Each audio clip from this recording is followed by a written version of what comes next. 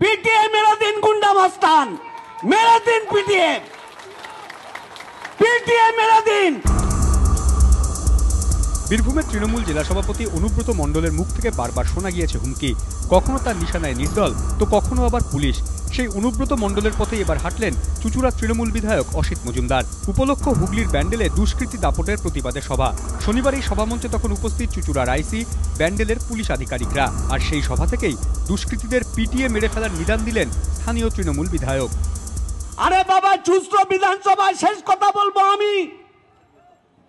আমি বলবো এসপি কে গুন্ডা মস্তান রাখা যাবে না।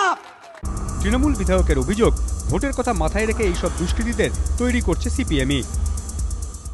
এরা সিপিএম এবং ফরওয়ার্ড ব্লক সারা বিধানসভায় এই গুন্ডা মস্তানদের প্রশ্রয় দিত ভোটের জন্য, ভোট কেনার জন্য। আমাদের ভোট মানুষের জন্য, গুন্ডা মস্তানের সাহায্যে আমরা ভোট করতে চাই না। যদিও বিধায়কের অভিযোগ উড়িয়ে দিয়েছে সিপিএম। রাজনৈতিক মহলের মতে অনুব্রত মণ্ডলের হুমকির পর এবার দুষ্কৃতীদের পিটিয়ে মারার নিদান দিয়ে নতুন বিতর্ক উস্কে দিলেন তৃণমূল বিধায়ক অসিত মজুমদার।